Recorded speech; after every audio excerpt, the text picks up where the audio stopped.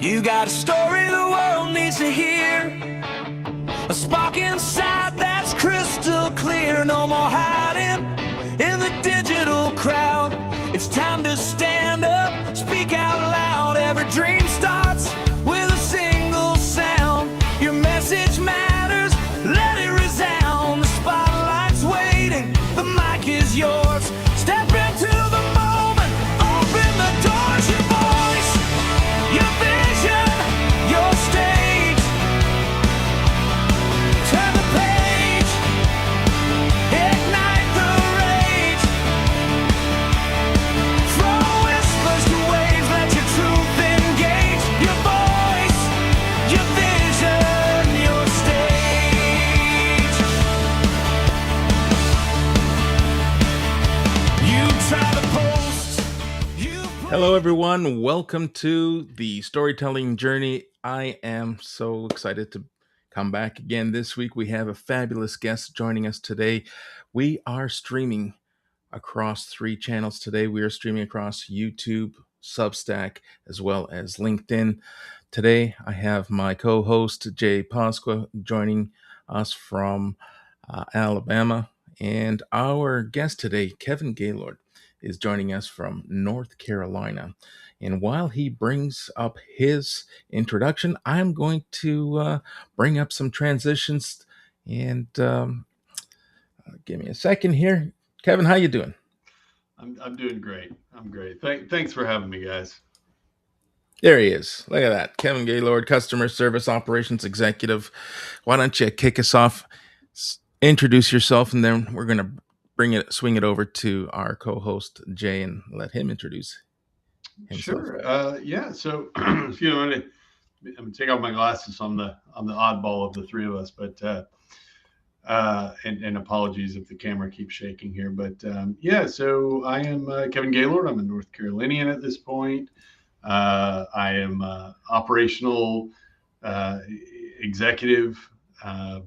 That is, I've got to be cautious and respectful of our time because I'll get on a soapbox about a number of things. But I have spent basically the last 10 years in executive operations leadership, managing a variety, about 3 different businesses that touch the fintech and the SaaS space, as well as distribution and consultation. So that's a mouthful for the last 10 years, but it's been a hoot, and I'm on to the next thing. So Yeah, and the next thing we're going to dive into, but I have some questions before you dive into the next thing. Jay, you know how every week we have something that draws our guests and us together. And I've now become accustomed to doing some research as part of the preparation for these live events. And I will enter a query and ask, what is Kevin Gaylord best known for? And AI searches and browser searches will bring up a multitude of things. And I learned something I did not know, which, by the way, Kevin is a boomerang guest. He was my guest maybe a year ago on one of my other live events, and we're bringing him back on the storytelling journey. I did not know that you authored a couple of books. So we have a few authors here on stage, and by authors, I mean 2/3 of the members here have written a book. We have a few publishers who join us periodically, and well, here you go. Here's one of them. Hello to Nick. Uh, she too hangs out with the author community, and so if you're ready to write another book, there's plenty of people here who will be able to help you out, and sure, open to supporting you. All right, now let's bring Mr. Pasqua into the conversation. How you doing, Jay? Doing pretty good. Today was we had the Canopy Oaks Place RV Resort open up, and had to give some opening remarks. And of course, Canopy Oaks is part of the conservation park that I'm overseeing as far as trails and the disc golf course and things like that. So very eventful day, shared some stories as usual, being the storytelling strategist.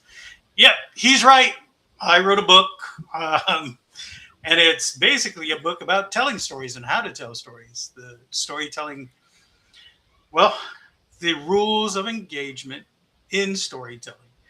And storytelling to me is just boiling it down to communicating. How do we communicate? And as human beings, that's what we've done for millennia. We've done it for a very long time. Some of us have done it a lot better than others. And some have multiple books and shows and things like that. So they've taken it to another level.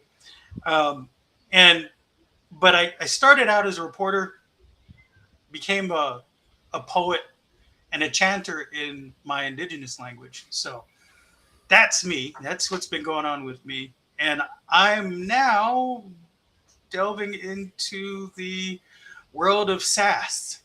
I'm not a sassy person, but I dabble.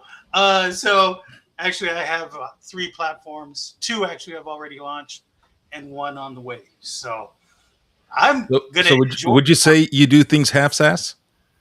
Ooh, God, man, this is great.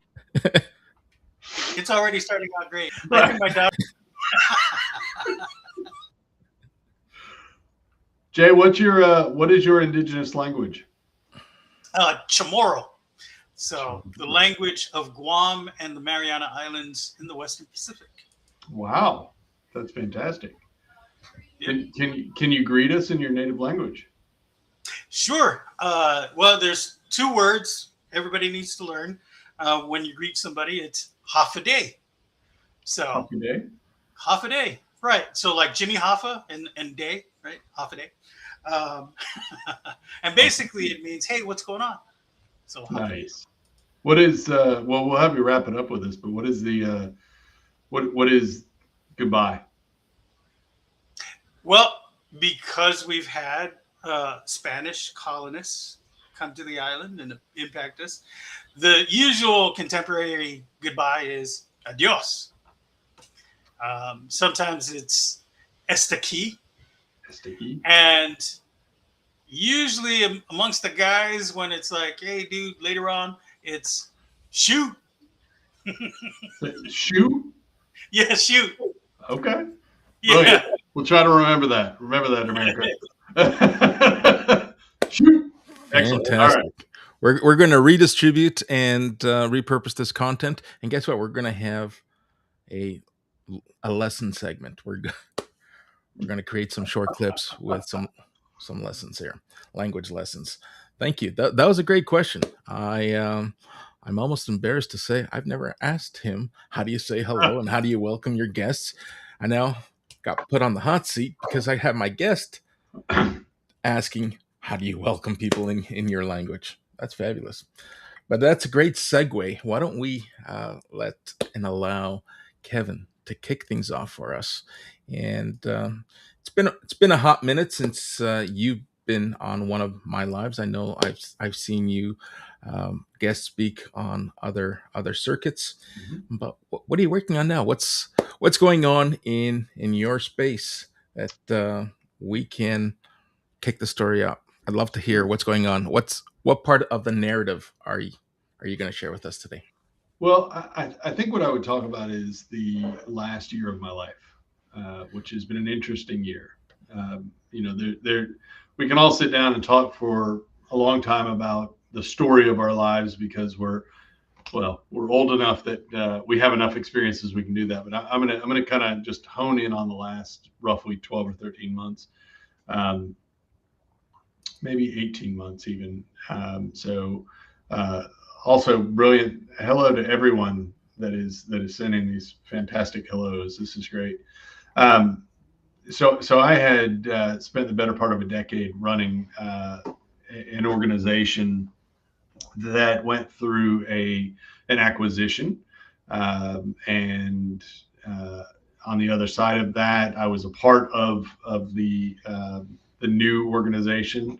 And apologies, because my webcam is going to apparently take a while to find me again. But so we had some geographical concerns in the new organization, and we played well and enjoyed each other, but unfortunately, it wasn't the right fit for my family. So for my wife and my two young boys. So we left on fantastic terms. And then I got courted by a distribution company in North Carolina. An executive recruiter reached out and said, "Hey, we need for this recruiting business." And I said, "Okay, just to be clear, I've never done distribution."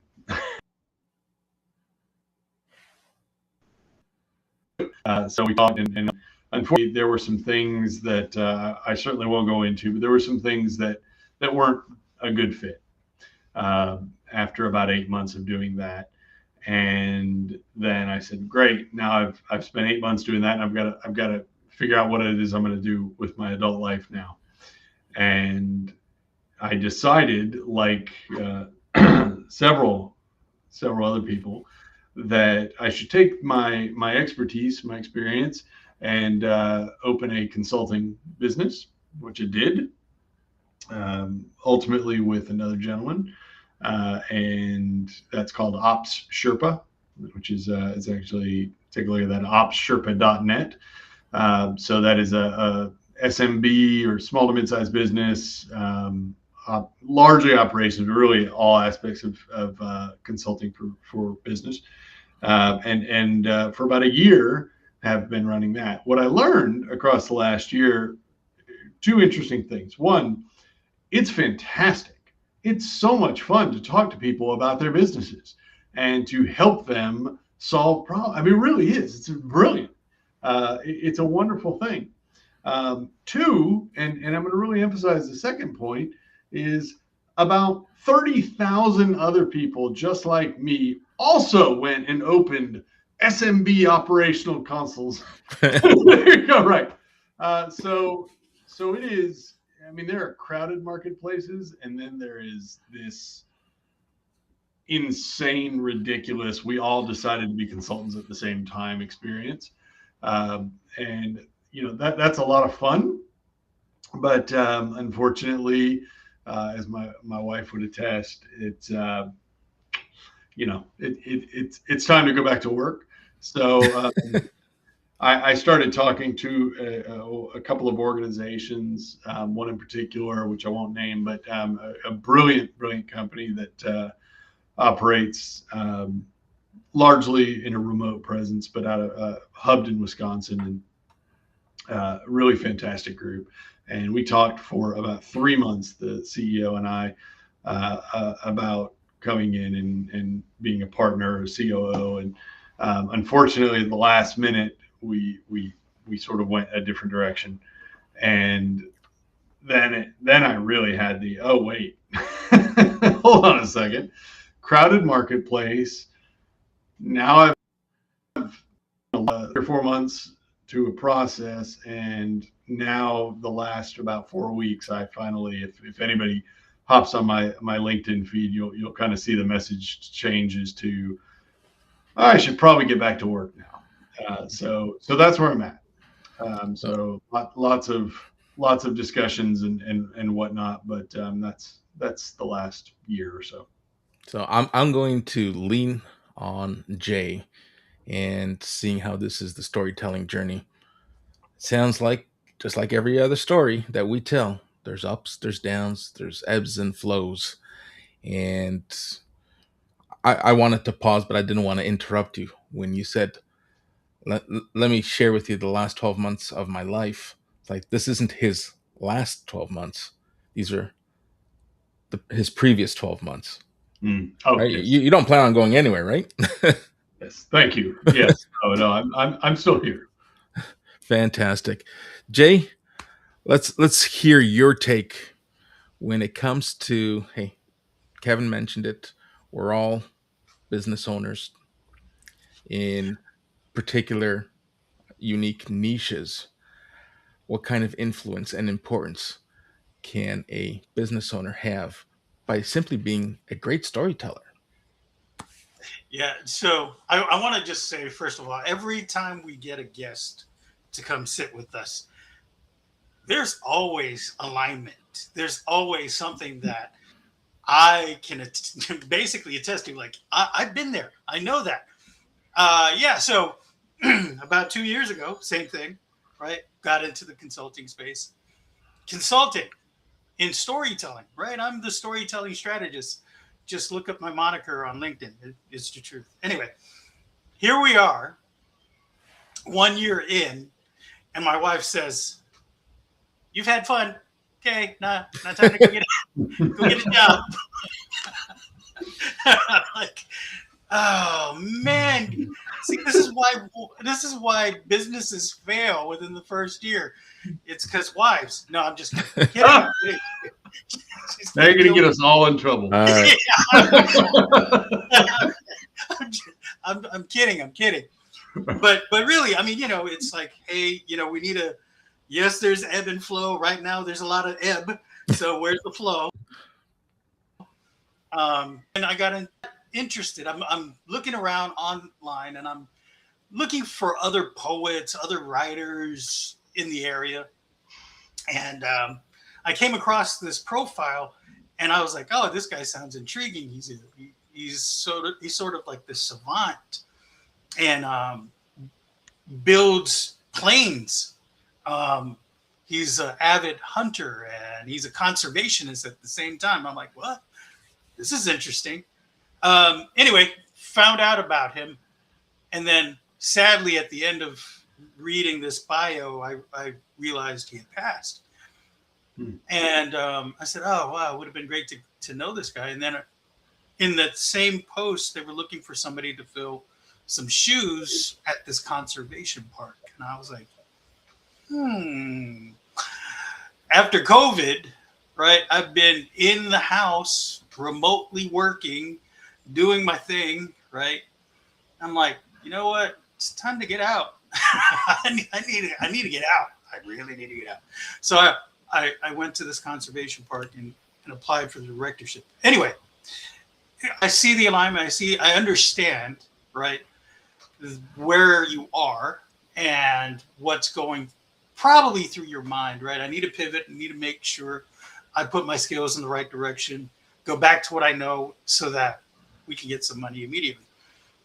My thing is, don't give up, dude, on your consultancy, right? I think that there's still some room for that on the side.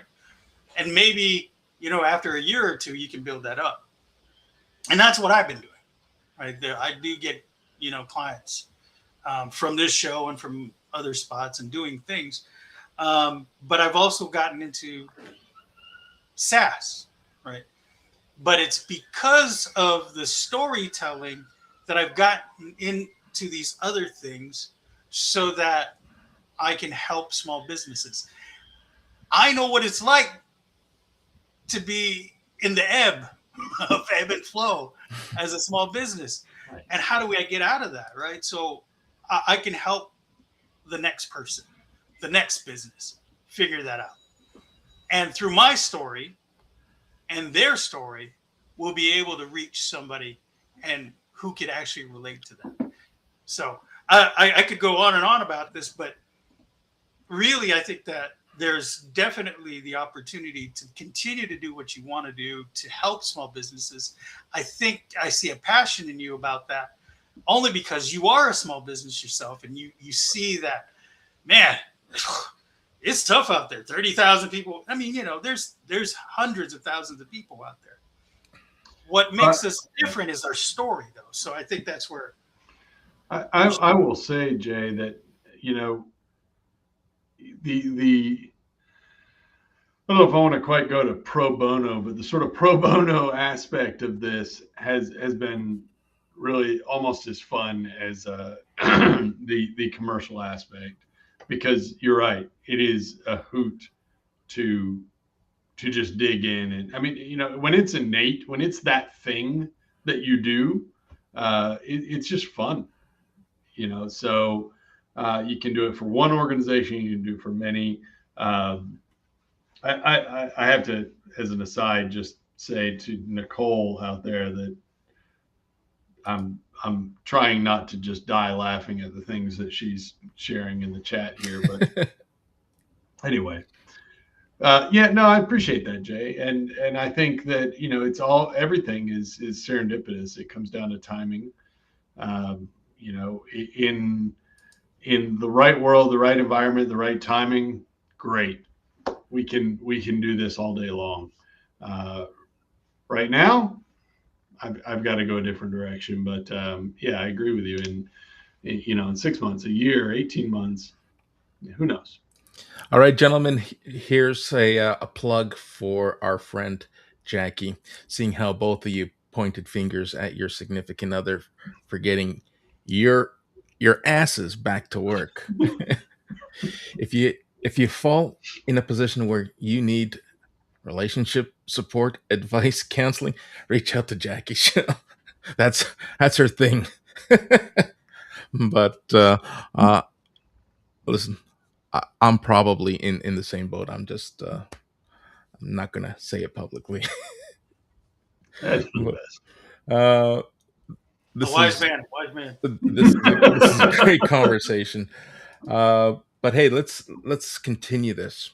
So you shared a fascinating part of your journey, what the last 12 to 18 months look like, what you envision the next few months looking like for you. Now, throughout this time, and probably going forward for some time, you're going to run into some uncertainty. How do you keep yourself aligned when things get uncertain? Well, that's a great question. That's a great question. And I think that the answer of that question depends on what day you ask it. If you asked it yesterday, I don't know, I might cry. Asking it today, you know, honestly, it takes one good conversation. I mean, one optimistic potential to sort of keep you going. And I have a lot of conversations.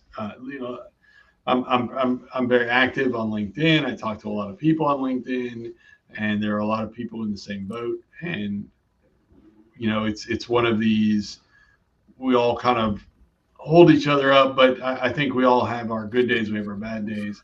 On our bad days, we should look to our community. We should look to our friends and colleagues and former colleagues and so on. But on our good days, you know, celebrate that as well. It's tricky. I mean, it'd be interesting. I can hear my wife is making dinner for my boys right now downstairs, and she would probably have a lot to say on this, to be honest with you. But you know, how do you kind of pick yourself up and keep going? Well, I'm going to be honest. What choice do you have? You know, you just keep showing up, and you do the best you can every single day. And I will say something I've learned in, I don't know, the last year. I have found an interesting use for AI, right? And any conversation on a podcast, I feel like we have to talk about AI. But I found an interesting use for it, and that is, so you know, I think a lot of people have their channels or services that they like to use. I've fallen in pretty heavily with the Chat GPT, although I use, you know, multiple others. That's kind of my core. And what's been great with that is that because I've used it so consistently for a lengthy period of time now, is I have history, and it makes it sort of easier. So in those moments that you're describing, I mean, one of the things that I do is quite literally say, here's my situation. Give me a dose of sanity. And it's not that I'm trying to treat AI as a shrink, but a lot of times it's just you need the next creative idea, right? So I want to say it was yesterday. I put on LinkedIn a uh, claymation. I don't know. It's like 10-second thing. I don't know if you saw that. Yeah, saw that one. I mean, it's very short, right? But I needed something yesterday, and I kind of kicked back and forth with AI to say I need something, right? I need something. Help me be creative in this. And between the feedback that I got there and just my own internal creativity, I said, okay, I'm gonna just play with this. I'm gonna see what I can do with this. And so I went out and used Agent Opus. If you haven't seen it, it's a fantastic tool. And created I don't know whatever it was, 10-second video, and put it out there. And I don't know if that translates to anything for me professionally or long term, but it sure did for me emotionally, because I needed to make a step forward yesterday. Something. I need to do something different that would remind me of my value, because that's the thing in this situation. You start to forget your value, and that's a shame. It's a real shame. I also think, and this is a little bit of a soapbox, but I also think that this is indicative of a larger issue that needs to be recognized, which is the people. Okay, we're having this conversation because we've gone one particular direction, or we've had a circumstantial kind of guidance here, and we kind of do the best you can with what you've got, and so on. But those people that are still with organizations, I've been there for 10, 12 years, whatever, there are pockets of immense talent that are not engaging in the workforce in a larger, through a larger lens, because it's safer, it's easier, it's whatever. And when we start looking at the fact that we are in a gig economy, that's not going to change anytime soon.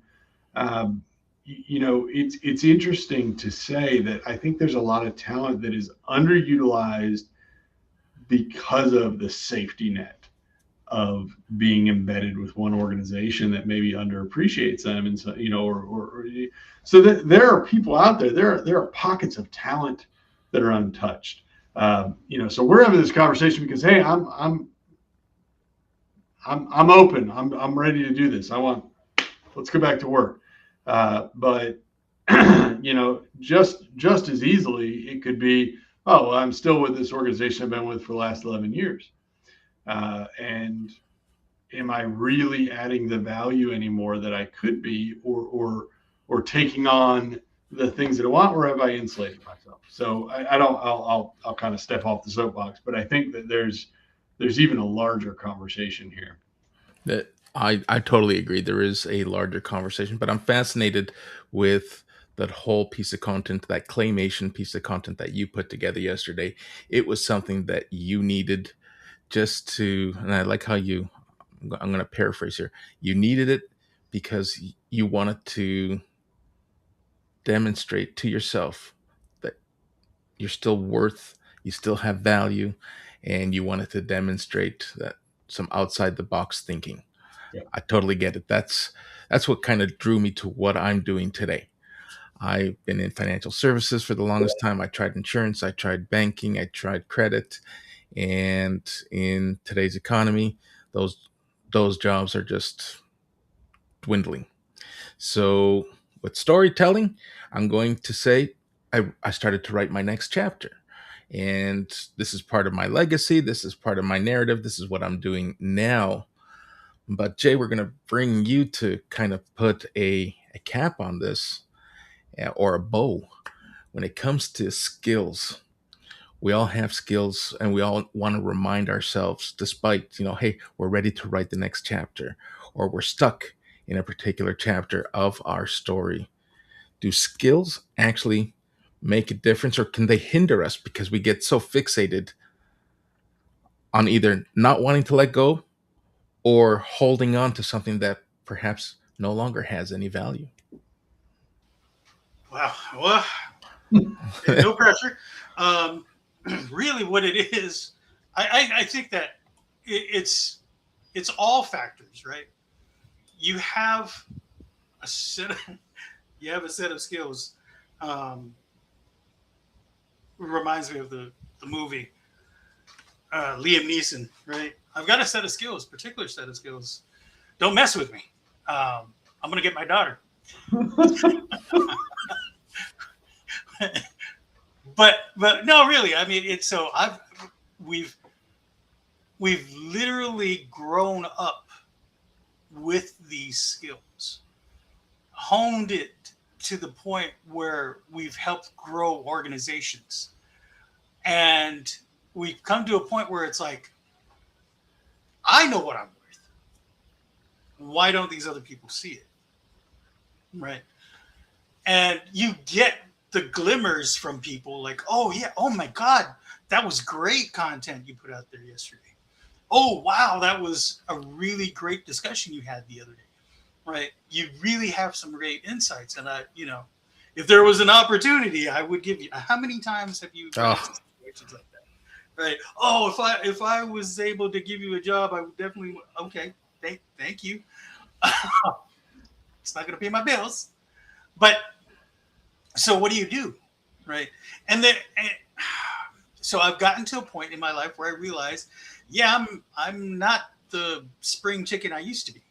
Right. And, I've been on the rotisserie a little bit longer than most. But what does that mean? Right. How do we take that to the next level? We have to figure out ways, creative ways, to show others, hey, I can still contribute, man. Don't get it twisted, right? I may have some gray hairs I don't have any hair. So what do we do? What do we do, right? I put myself out there, and I'm going to commend you, Kevin, really for what you did. That's what I did 2 years ago when I wrote my book. The Rules of Engagement in Storytelling. Was like, I've had these notes in my mind, in notebooks and diaries, and all scattered all over the place. And I said, you know what? Let me just put it together. We've been in this AI space for 2 years now. People are scared of it. Why don't we get back to basics? Write the rules down so people can see it. Because relying on AI to give you your story, it's a crutch. And really, is it your story if somebody else, like AI, is writing it for you? It's crazy. So I said, let's go put this out there. And has it made me millions? No. Has it allowed me to connect with people and think of other ways that I can help small businesses and entrepreneurs and potential storytellers? Absolutely. Absolutely. It's helped a couple of people that I know write books. So I'm really proud of that. So you don't know what your talents can do unless you put it to use, maybe in a different way, outside of the box that you were normally in, the thing that you've honed in on for all those years. So don't feel like that's something that's, you're just spinning your wheels. You're not. Who knows what those dividends will be going forward, where that would lead you. And it just shows you another aspect, shows the other people too, another aspect of yourself that can have other people relate to you and figure out, hey, he's got some talent, man. Let's see what else he can do. So, and seriously, I'm no joking. I'm sitting here going, can you work on commission for me? I've got platforms now. I've got platforms, and I've got operational things that I want to do. If you just go to outriggerventures.com, this is an ecosystem of how to help small businesses.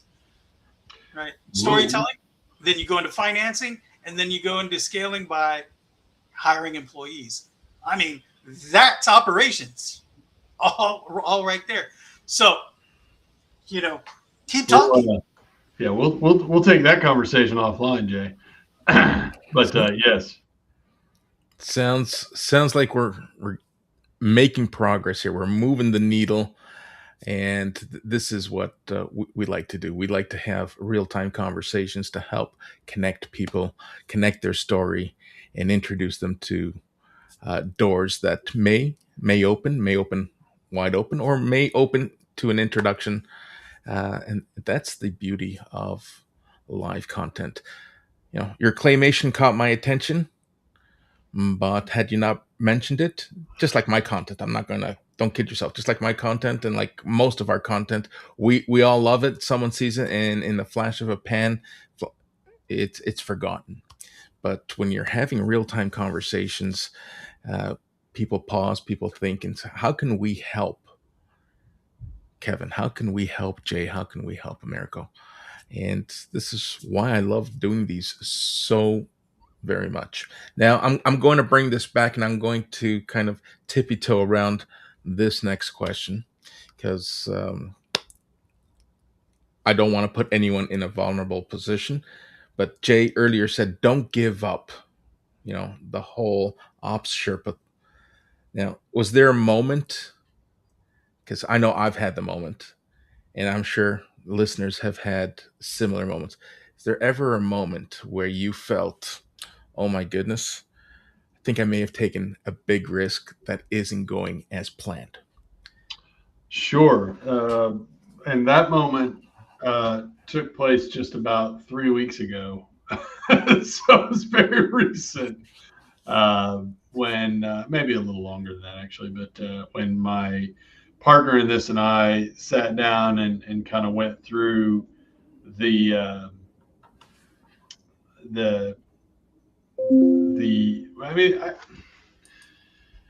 I guess I should say, so I'm an ops guy through and through. My business partner is he's a I don't know, a genius, but he's in the more of the IT, AI,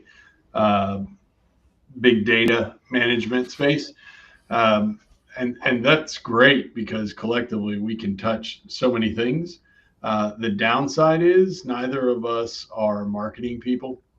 And so we have adopted, tools to support that or drive that for us. And it's not in our wheelhouse, and we're doing the best we can. Anyway, so we kind of looked at what are we spending versus what are we making. And with one person, it would be, good. With two people, it's not in line with what we can do just with another organization. And you have to work so hard to open a door. So recently, that was really a lot of things kind of converged all at the same time. And that's when I've said, all right, that's it. I gotta get back into it with an organization. And and it's interesting because as I told you earlier, I spoke with a company for over 3 months in discussion of doing a COO position with them. And when I looked at that, and I genuinely looked at it and said, I see this for the first time in my career as quite possibly the last job I'm going to have. I'm going to do 15 years with this company, and that's a solid period. and then I'll hang up my hat or pass it on, or however we do that. So that was pretty disappointing, and that probably took the wind out of my sails on just about everything when that went a different direction. So it's I don't know, it's an interesting point in life to start thinking about things like, hey, I'm 15, maybe 17 years, and I'm not working anymore. So what do I want to do for that period? And if I can add the value from my experience and knowledge and just the innate, kind of build of who you are, if I can add that to one organization in a grateful manner. Oh, sorry, You hear that? I did hear that. What was that? That was me misfiring my rooster call That is really funny. to, Uh, to yeah, hunger reference. if I can add value in that respect, with one organization that is appreciative that I can mold and really feel something positive out of and help a lot of people, then that's fantastic. If I can do that across myriad companies, okay. How is yours anymore when you aren't telling it AI can assist? I'm not sure what that is. Whose comment? I'll bring it up. No, the one you just brought up. I'm just reading it now. How is it yours anymore when you aren't telling it AI can assist, but it can't feel what you have? I think I've lost the narrative here, but That may have been a reference to your AI tools that you were using earlier. gotcha. So Fair enough. All right, so I've kind of the train got off the rails on that one, so we may need to. no worries. We'll bring it back, and we'll ask Jay to kind of pick up the pieces while the rooster kind of threw me off. I had my finger on the button ready to, and it slipped. In terms of good leadership, hey, we've all been in leadership roles, and probably what led us into our pivots and the chapters where we're trying to build businesses and trying to keep these, whether it's a side hustle or whether it's a full-time business. But with leadership comes, storytelling skills, because you're leading, you're supporting, you're developing either a project, a team, or an objective. And so often we talk about, your part of the story that you shared with your partner. You were lacking the marketing. You were like all real life issues, problems, quandaries that we all have to overcome. And that has me thinking, operational clarity. And where do we find operational clarity? Do we find it? Do we go back into our reserves, what we've learned over the years? Or is it something that you reach out to those you're working with or you're hanging out with in the day-to-day operation? Where do you pick up the pieces to bring that story back together when you feel like things are just falling apart on you? Wow. So let's That's two wows. Are those good wows or bad wows? well, okay. So here's the thing. Operations, man. I mean, it's one thing to have done it in the late 90s, early 2000s. Operations today is completely different. I mean, the landscape has changed dramatically. And I'm not just talking AI, I'm talking the digital space. Here's what's going on. I used to be able to compete with anybody down the street. Now I'm dealing with somebody in Nairobi who's got 10 PhDs over me. You know what I mean? The thing about it is we've looked at how the macro system is working and how it impacts how we operate, right? But now that system has just exploded and gone way beyond where we are. Here's what I did.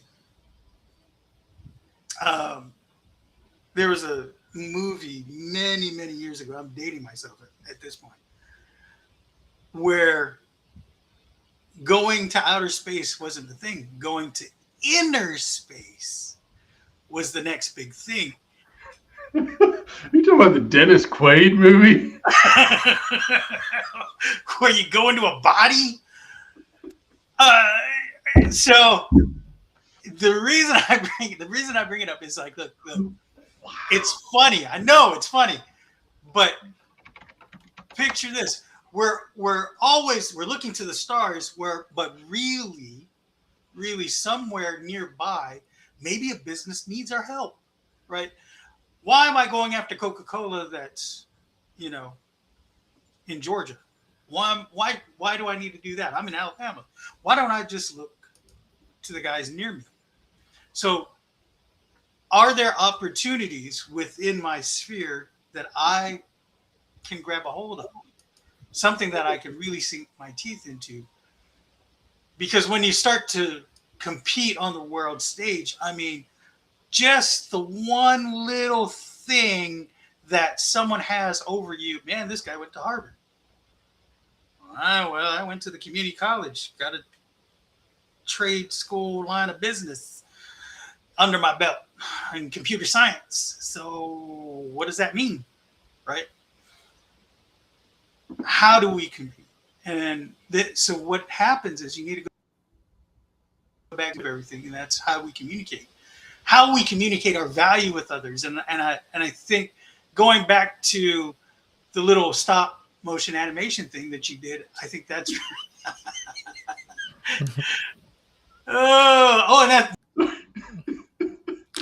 and we lost Jay.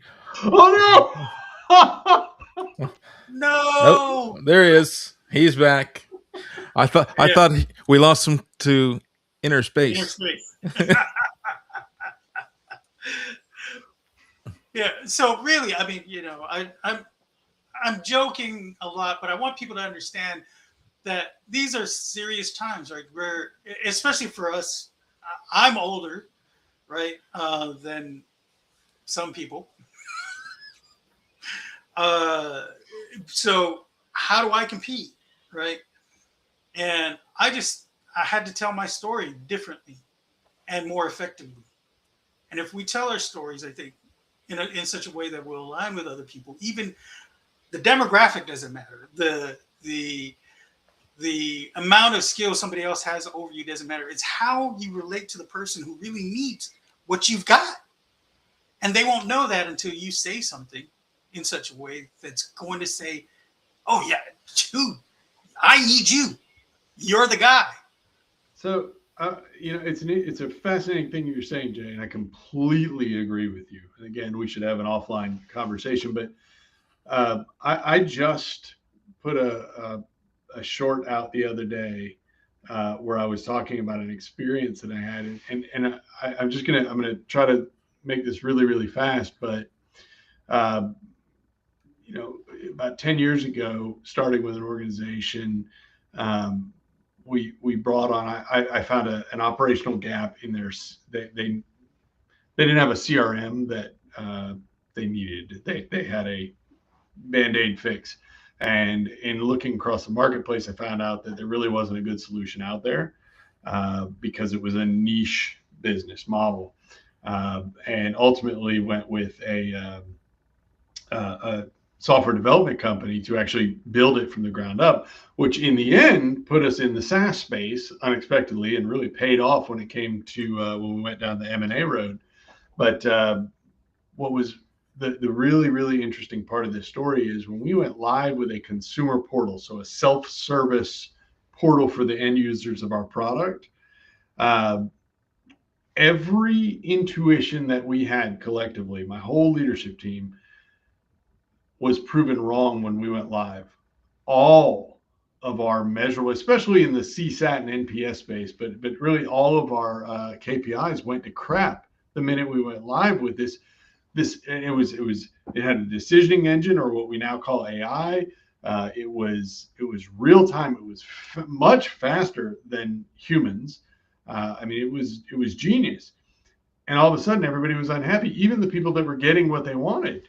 And we said, "What the heck's going on?" So I pulled the team in, and we ended up spending like a long weekend, basically, sitting down and saying, "What can we come up with?" And somewhere around the 11th hour, I said, "What if?" And I love what ifs, but what if we're just wrong? And what if people don't want the fastest possible resolution? What if they want to feel like a human has touched their particular situation? And I said, let's run this hypothesis because we've got nothing else. Let's just try it. So we went in, we just spent the better part of $3 million and 2 years of effort, and said, okay, we're going to dumb this thing down and embed a 24-hour lag just to test it. I just want to test a hypothesis.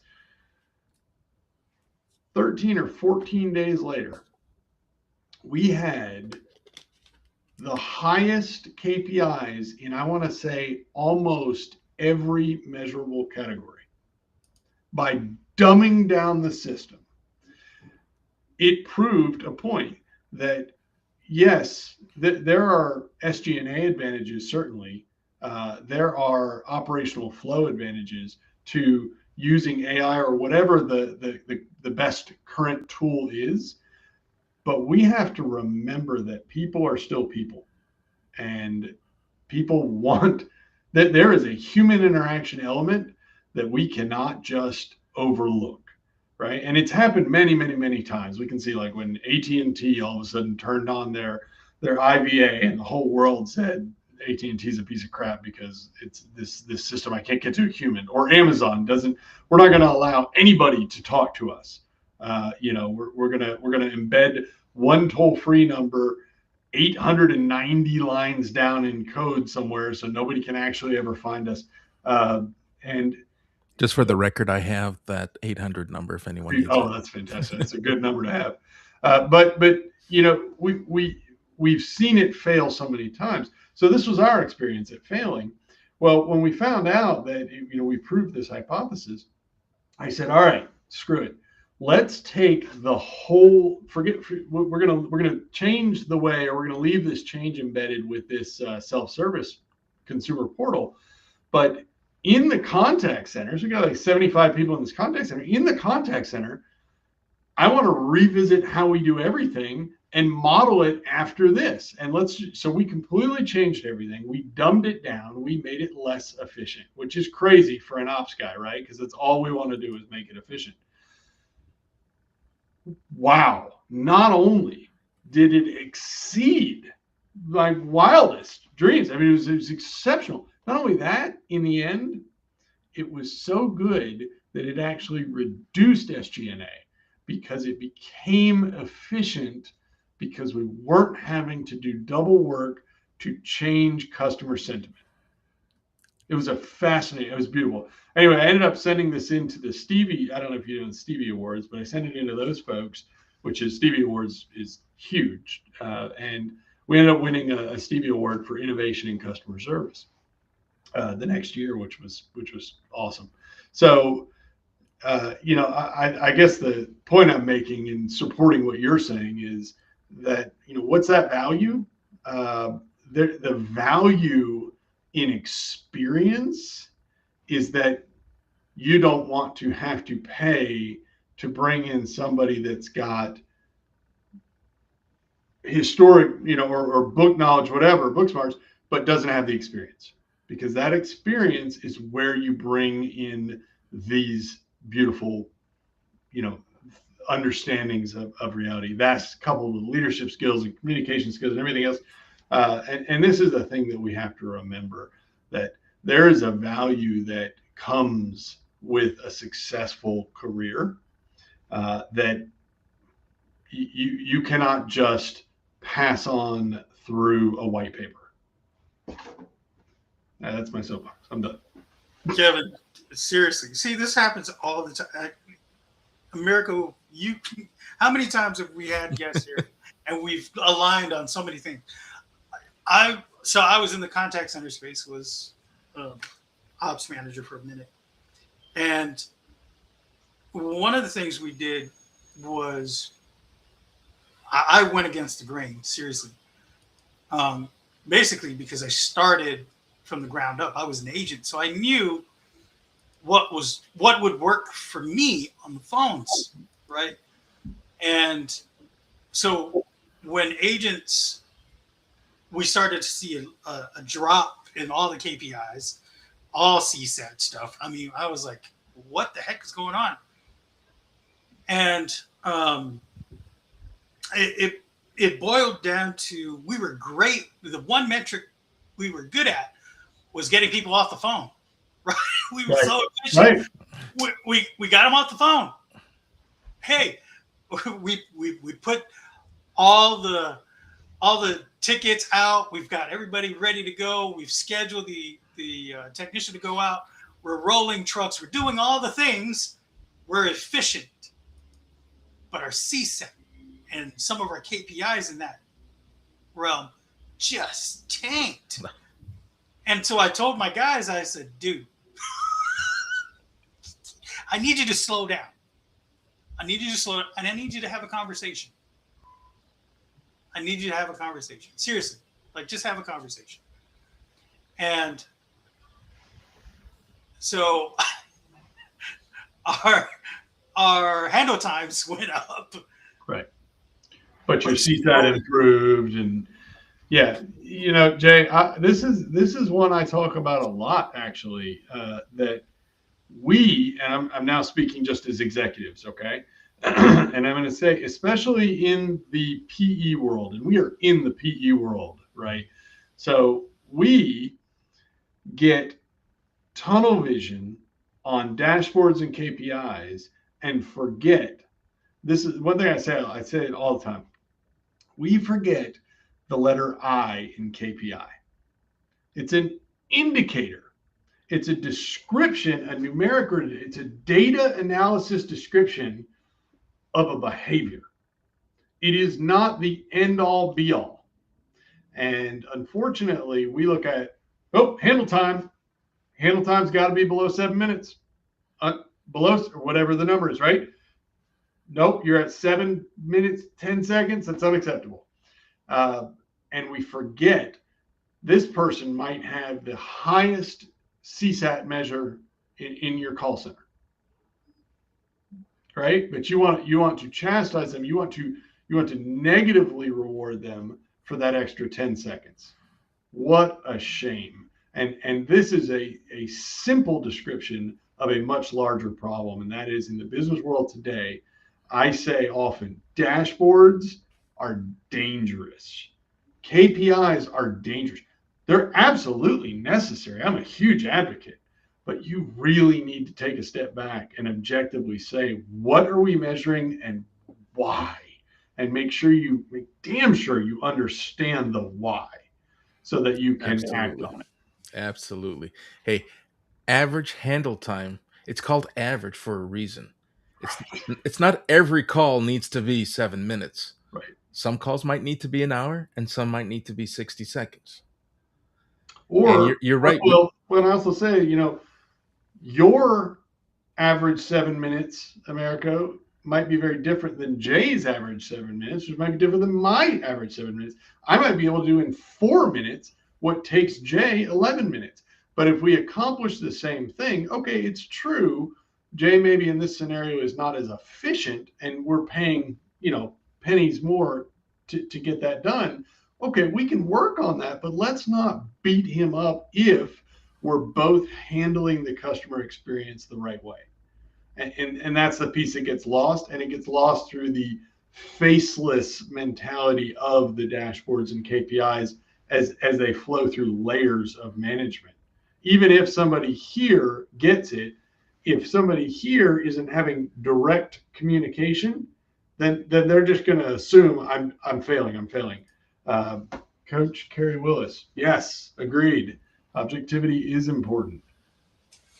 Yeah. So if you going back to that same scenario that I was in, it's basically what you were talking about, where adding that human element to the conversation really impacted the organization, and really, I was able to break records. And that record still stand actually right now, because nobody's implementing this. They're still stuck in the KPI of average handle time, right?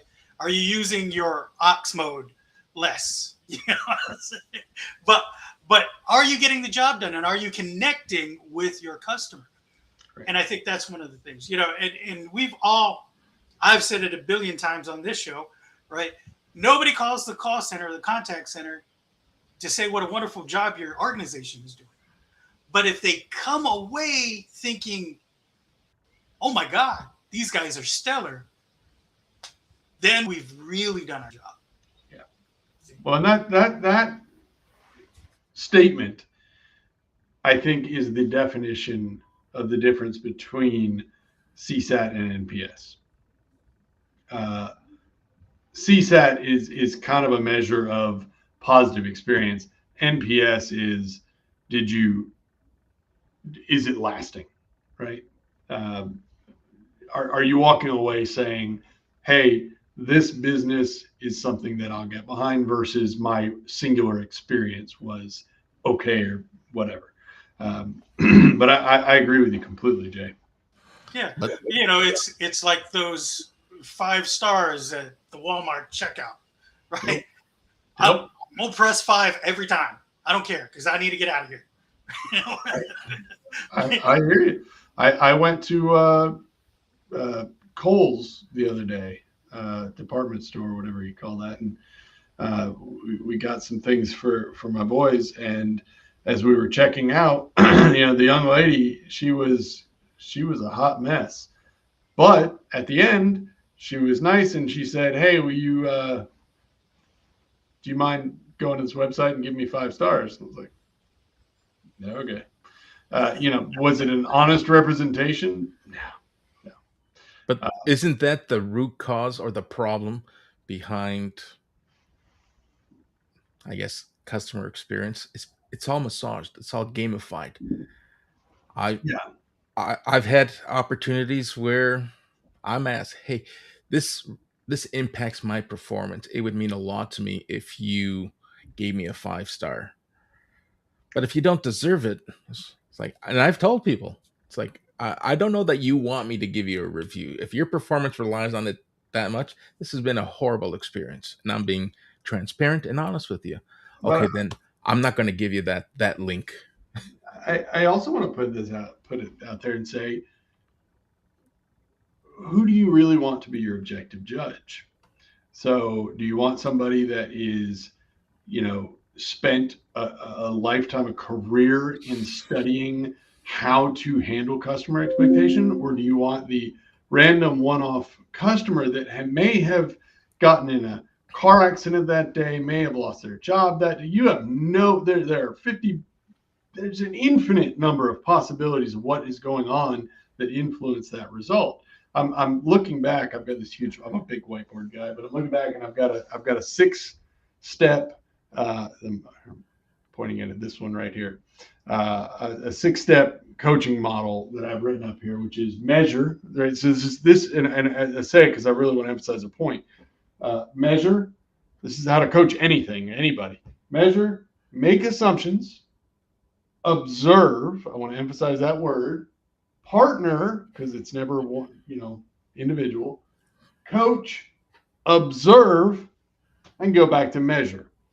Observe is in there because that is the element. That's what we have to do. And that's the part that we try to use technology to shortchange. Hey, I've got 150 people in this contact center. I don't have time to observe everybody. My team leaders, my middle managers, they don't have time to observe everybody. So we're just gonna rest on the CSAT score. We're just gonna rest on the NPS score. Okay, Fine. That's not going to play out well for you in the long run. What you have to do is you've got to listen, and you've got to actually go in there because you're the expert. You've got to go in and say, what am I hearing? Am I hearing, oh, they gave you a 5 for this? You get a 5 for this and you did the absolute minimum. Or they give you a 1 for this and you were exceptional, but they're obviously having a bad day. Observation. Let the experts do what they do. But that goes to, and I will stop in about 10 seconds on this, but that speaks to the, are we actually giving people enough time? Are we allowing that, especially in that middle management space, are we allowing people to do their jobs and observe? What we really do is we say, here's 87 things you need to do in a day. And I also, within that, I need you to do 15 observations. Well, okay, I'm going to find the shortest 15 calls to observe because there's no way I can squeeze that into this day. And I'm going to give it about half effort the whole time versus, right, I actually want an end result of a positive customer experience. That is your goal. I want you to go in there and I want you to drive customer experience. We lose that along the way. This is a big soapbox, a whole different podcast, but it's a very different approach and it gets a much better long-term result. I used to hang my hat on listening to those short calls. I wanted to listen to calls that were less than 30 seconds because that's where the biggest opportunity for improving the customer experience. Because I would hear all day long, if I listened to those short calls, I would hear all day long people doing what they're told, trying to keep their average handle down. That's it. But in those 30 seconds, they're pushing customers off the phone. That's it. And that comes back and bites you in the rear with poor NPS, poor everything, right? Attrition, turn, you name it. Because someone else who works there now has to deal with a screaming customer. I just got hung up on. I was told that I didn't have enough information. I was sent off to go get something that I was missing. And you come back, and then you're dealing with wait time once again. I used to anchor myself and listen to short calls all day long and would turn our KPIs around and have no problem talking to decision makers and executives as to why our biggest investment, if you want quality, don't go listen to the average call. Don't go listen to that exemplary call. Sure, you're going to hear everything that you want. And you're going to say, hey, listen to this call. We're doing this. And customers are rewarding us for this type of behavior. No, that's your anomaly. Right. You want to get in the weeds, and nobody likes spending time in the weeds. But I loved the weeds. The weeds is where all the low-hanging fruit was, and you get your quickest wins. America, all of this speaks to getting the right people in the right positions, because what you need to have is you need to find the people that are actually going to give a damn about that result. Because if you are just trying to check the box or correct one measurable outcome, like average handle time, whatever it is, if you're just checking that box, you are a terrible leader. I want the person to come to me and tell me, I don't give a damn that you want a 7-minute handle time. Here's why it needs to be 9.5 minutes, and mean it and care. That's the person I want on my team. I want that person to tell me why I'm wrong, and let me then go, fight the battle uphill and say, look, we're going to have to change, or we're going to have to work towards amending our budget so that we can meet this, because we've got somebody in this position that's touching these people that is invested and driven to drive these results in the way that we actually want for long-term sustainable growth. Now, again, this is a big soapbox, and I have to be very careful with this. Also, Daniel put a great thing out here that is spot on and probably sums up a lot of what we're saying. There you go. Treat customers as if they're the number one, and you'll win them for life. Absolutely. If you treat your customers like a transaction, right, they may never come back. You rung in that transaction and you lost a customer for life. But if you handle someone with care, um, they will not only come back when they're ready, but they'll advocate for you and That's exactly tell others to come visit who you are. that's NPS versus CSAT, and that's also comparing the cost of customer acquisition to the unknown cost of losing a customer. Right? It's 10x to get a customer, and you lose 10 for every one you gain. So, it's a compounding factor. Hey, let's not give up just yet. Tell your wife that Ops Sherpa may no longer be on life support. You got two people here who are advocating and have your back, both Yeah. operations wise and marketing wise. So I'm going to tell you something. When first time I saw it, the first thing that came to mind was really you're helping somebody scale Mount Everest. That's the image I got. Sure. So, and that's what we're dealing with. And it doesn't matter whether you're an entrepreneur or not, right? Or you're helping build somebody else's business. We're always trying to scale, and we're trying to get to that next level, right? So, I think that there's definitely still an opportunity for you, whether it be in the entrepreneurial space or in helping another business, right? Somebody else's business. The thing that I'm listening to, and I really like hearing. First of all, let me put some context in this. I'm in Alabama. You're in North Carolina, so we hear about Southern hospitality all the time, right? Here's what I drew from what the culture was like, not just in the business, but in the community. And I'm going back to inner space again. So with the local community, right? That Southern hospitality. When you talk about transactions, right? We're talking about it's just business. This is nothing but business. But for somebody, let's say somebody calling about insurance, right? Somebody who just got into an accident, now they have to pay hospital bills. They need to fix their car. That's not just business. That's personal. Very personal. Mm-hmm. Very personal. So for me, I said, it shouldn't be customer service. It should be hospitality. The root word of that is hospital, right? And what do you do there? There's some healing involved. There's care that's given. And that's what's lacking. And, I go back to the book, where we talk about Purple Cow. Read the book. It's really great. Or get the book from AI. but Purple Cow, it's something that stands out. Right? You've got all these, brown and white cows, but there's a purple cow out there? Why? Let's go check that out. What's going on there? Right? We need that.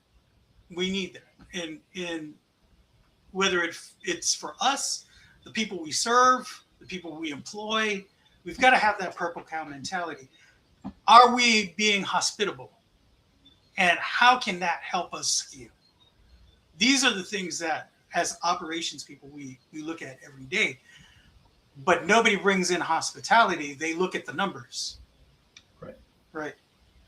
One of the things I do with the new system I've got, the new SaaS that I put together, is taking the KPIs and telling a truthful story that is positive from that, right? A lot of people look just at the numbers and not at ways to help improve the organization through actual communication. What we're doing is fixing it with processes and procedures and not actual cultural shifts in the organization. And the only way that's going to happen is if communication changes. So, often it's a top down first, right? So, and that's a whole different conversation. But in the end, um, I was very fortunate to have a brilliant business mentor.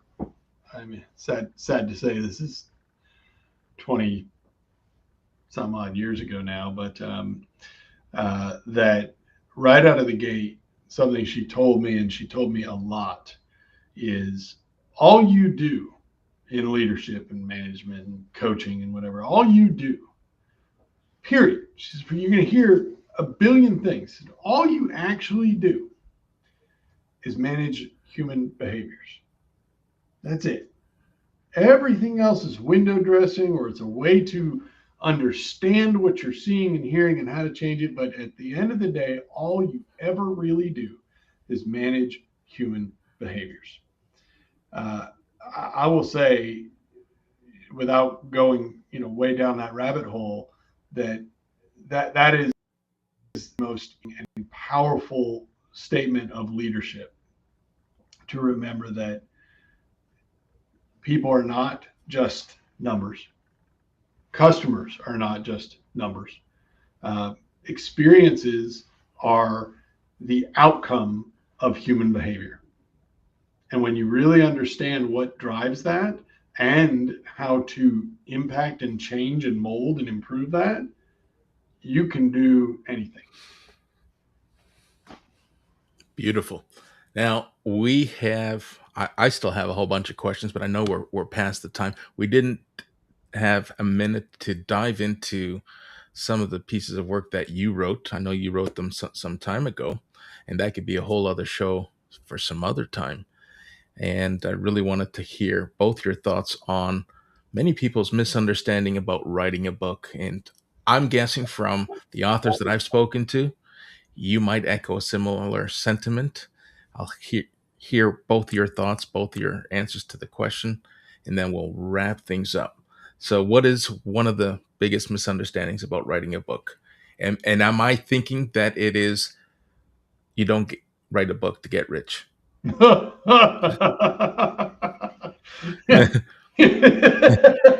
do not write a book to get rich. Period. Throw that out.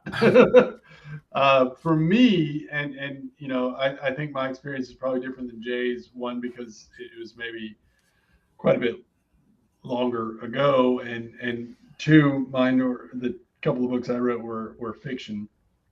But for me, they were somewhere between, I just wanted to try it. I wanted to do it. I felt like I had a story I wanted to tell. And the just the OCD in me, I don't know. I was able to map it all out in a way that I found a structure and an ability to do it in a manner that wasn't overwhelming. So also, I think there's a catharsis, at least for me there was. So the first book I wrote was very, very dark. It's a thriller. It's I don't want to say scary. I mean, some people might think it's scary, but it's definitely a thriller. But it's very, very, very dark. And that was during a time that I was going through some very dark, negative things. The second one I wrote years after, I was my first child was on the way. I was very positive, optimistic, and excited about life and the future and everything else. And it couldn't be any more different. It was really positive, really outgoing, really fun and engaging. And in both cases, I think there was a catharsis, a way to just sort of manifest the emotions that I was going through in life on, paper or whatever, computer. But yeah, that's sort of my experience. Jay, what about you? Well, for the early part of my writing, definitely was not to get rich. It was to share my culture with the world. And I was able to do that. writing poetry and my chants. Got to be in so many different publications, poetry publications, and also anthologies. Um, one in the UK that gathered poetry from a lot of indigenous peoples whose languages are near the edge of extinction. Hmm. So being part of that work was really moving for me because it meant that we are on the world stage and we're showing that we're not gone, but there is an emergency that needs to be known. And so that's what I was looking at doing, was just to honor my ancestors and my heritage by writing. The last part, we don't, and I've heard this said by a lot of self-help gurus and influencers. When you write a book, sometimes the book is not where you're going to get the money from. It's going to be a portal for you to help people and for you to monetize different things. So if you're just looking at it from a purely business point of view, there's ways to make money from the book, but not necessarily the book itself, right? You can take it on tour if you're a speaking, person, right? You're going out there and you're doing speeches and things like that. You can have those books there so that it can lead you to other things, right? And lead you to other speaking engagements. So there's ways to leverage the book to help you monetize certain things. But it also helps you build authority, right? Understanding who you are, where your value is. So if you were just looking at it from that perspective, there's an opportunity there for you to still make money. Is it going to come directly from the book sales? Probably not. But there are definitely opportunities to grow your business as a result of having the book. So some things to just kind of consider if you're thinking about writing a book. I will say from a fun standpoint, because I wrote these books years ago, and when you write a book and you publish it, you end up with a gazillion copies of it hanging around, and I didn't need a gazillion copies, so I've given them away for years. I've given them away, but something I took on, I don't remember how many years ago, is those, I don't even know what you call them, but somebody will have it out in the yard, or you see them a lot at churches and stuff with the little free books thing, the little glass door on it, and there's books in there. You just take whatever you want. You leave a book. Community library. Yeah. So I just started stuffing them in there, and when my wife and I would travel, I don't even know if she knows this, come to think of it, because I never talk about it. If we go to a bed and breakfast or something, I'll just leave it.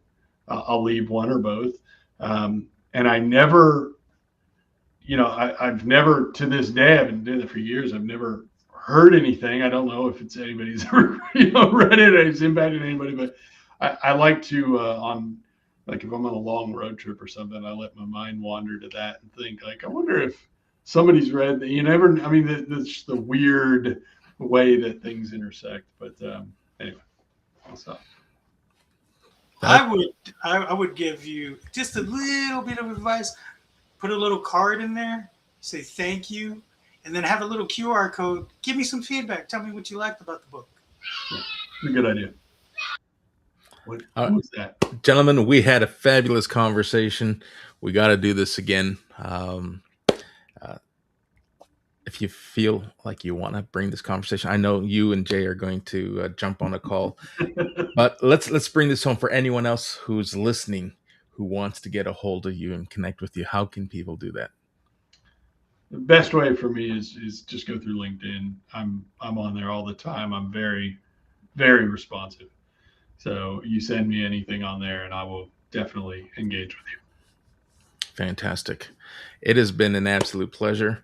I usually do a check at the hour mark just to see and make sure that everyone is still good for time. I try to respect people's time, keep it in the hour. But we had a good flow going. We didn't have the opportunity to have Q&A. Occasionally, we bring people up on stage to join us in the conversation. But thank you for those who stuck around live and engaged with your thoughts, your comments, and your questions. And for those of you who are listening to this on replay, feel free to continue to engage with this conversation, because I will continue to respond to the activity and the questions that happen. For me, this is an opportunity to demonstrate what live streaming does. It brings real conversations to life, and these conversations are now going to be repurposed and redistributed and continue to do the heavy lifting for us as we get our message, whether it's through long form content, whether it's through short, snappy video. I'm now starting to create some AI generated clips just to see how they perform. I think it goes without saying, I lean in and I advocate for live streaming because it helps supplement what AI is giving us. And at no point will I exclusively start pumping out AI generated content, because it kind of defeats the value proposition that I'm trying to provide here. But we're having fun with it. Gentlemen, thank you so much for spending the last 90 minutes. And for those in the audience, thank you for participating. I'm just going to make one last attempt here. All right, our last comment. I love a little free library. There you go. If you're ever in New Jersey, look up Merrill. And Merrill, if you're ever in North Carolina, look up Kevin. He'll have a copy of the book for you. All right. I have to make sure we say to Jay, if I'm gonna maybe mess this up. Shoot. I got it. All right. Right on. Yeah. Shoot. And so the response from us would be a double shoot. So it'd be shoot, shoot. Nice. Perfect. Look at that. All right. We're going to close the room down. Thank you, everyone. And until next time, bye for now.